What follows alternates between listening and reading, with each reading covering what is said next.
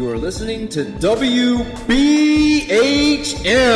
Digital Broadcasting, the best in paranormal talk only on Paranormal Experience Radio. Broadcasting live out of Birmingham, Alabama.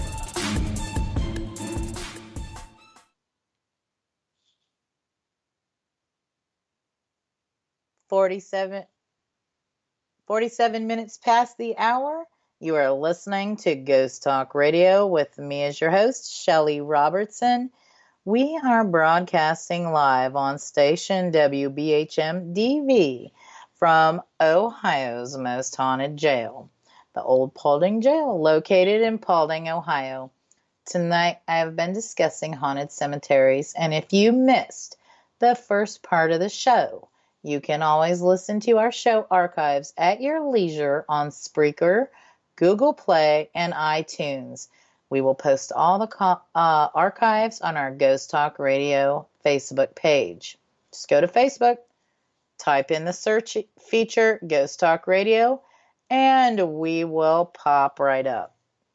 Now, before the break, I was talking about this crazy cemetery that got the bodies dug up and about a screaming corpse. But I will tell you another one. We're going to jump across the pond real quick here.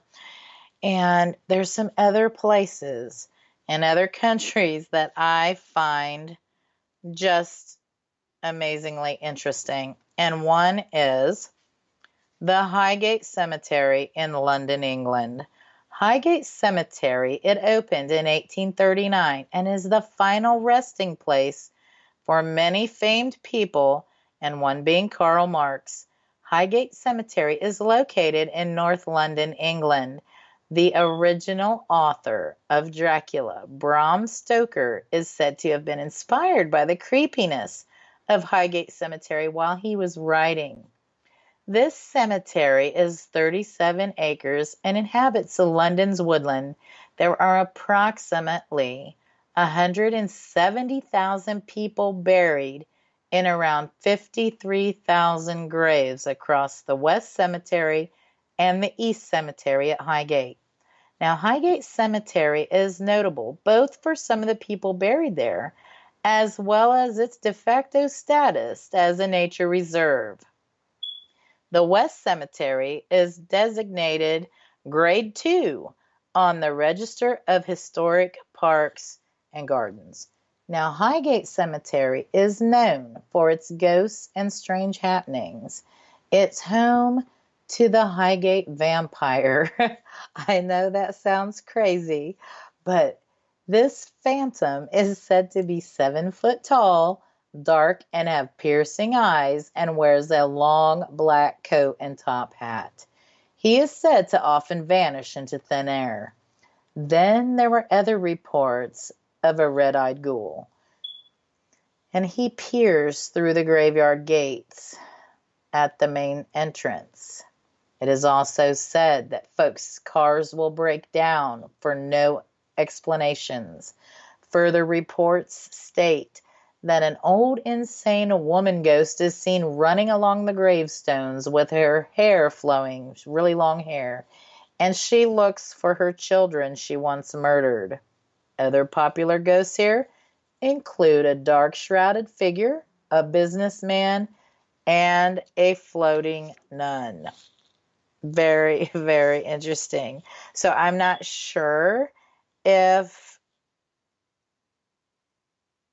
I believe all of those. There might be some hauntings there. Then there is Greyfriars Cemetery in Edinburgh, Scotland. Now, this cemetery is directly behind a pub, and you'll find it's one of Edinburgh's most haunted locations in all of Scotland. The Greyfriars Cemetery is in there is a restless spirit by the name of Bluendy, and he haunts one of Scotland's cemeteries. Now, this guy's name was actually George Mackenzie Bluendy. Now, he was buried there in 1861, and it is said that he is a violent poltergeist.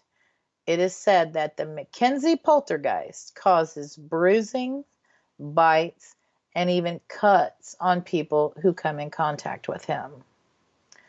So I guess he would be a little frightening. Then we have La Noria Cemetery, and it's in Chile. La Noria is an abandoned mining town with a horrific history revolving around forced labor and slavery abuse. This graveyard consists of open graves and exposed bones. Now, eyewitnesses have reported that when the sun goes down here, the dead rise from their graves and begin walking towards the abandoned mining town. Now, that is something I would like to witness. Locals of Chile have also reported seeing children inside the abandoned schools as if they were still attending classes. How fascinating is that? So it would be kind of like witnessing, you think of a zombie apocalypse, but it wouldn't really be a zombies. It would be a ghost, like a ghost apocalypse. How awesome would it be to witness something like that? Let's go back a little bit to Ohio, and I'm going to talk about, for a couple of moments, one last cemetery. And I have done an investigation there, and it's in a small, tiniest little blink of a town, Ohio City, Ohio. And this cemetery, there is a huge monument of a man and a woman, and I do have a video with my findings on YouTube, and you can just search me up, Shelly Robertson, on YouTube, or you can type in 187PI and find my YouTube channel. But I do have a video of a portion of the investigation I done there involving this monument. It is a man and a woman, and there was legend around this monument that the woman moves, that you can see blood coming from her eyes, that all kinds of different things. So it intrigued me. So I'm like, let's go to this cemetery and check out this monument. Well, as I was walking towards the monument, the wind just started picking up like hugely, hugely the closer I got to this cemetery. So it said that if you lock eyes with the female in this statue, and it's huge, it's bigger than life size, that she will follow and watch you. So I got my camera and I got in place, and you can watch the whole video of it happening. And it does indeed look as though her head moves and turns and is watching you. It's the most bizarre, I think,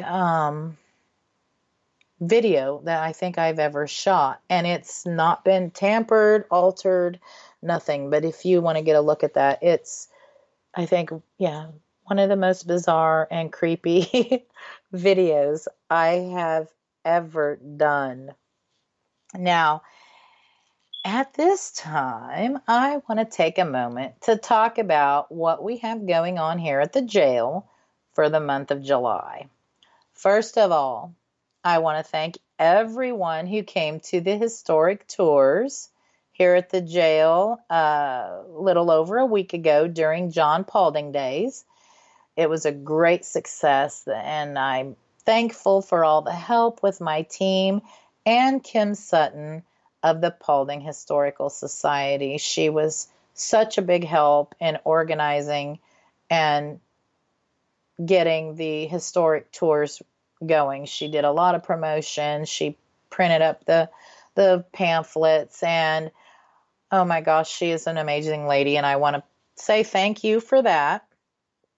Now, this past weekend, we had a ghost hunt, and it turned out really great. And our next actual ghost hunt is not in July, but it's in August 3rd and 4th. And it's a ghost hunt weekends, ghost hunting event. And Ghost Hunt Weekends is one of the largest paranormal event companies in the United States with an office in the UK. It is owned and operated by Chad and Stacy Morin, and they are just fantastic people. They put on and organize some of the most fantastic events at some of the most haunted locations. So if you want to get a chance to attend a Ghost Hunt Weekends ghost hunting event, which is a public event at the jail, just go to ghosthuntweekends.com and click on the Old Paulding Jail. There's only a few remaining dates for the rest of the ghost hunting season available at the jail. So if you want to get a chance to do that, you might want to go ahead and reserve your spot.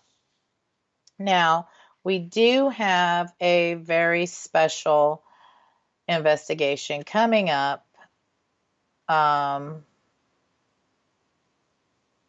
July 29th. And it is actually hosted by 187PI, me and my team. And it is the anniversary of the death and birth of Gary Murray, who was found hanged in the first floor cell block in 1998. So it wasn't only his death, but it was also his birthday.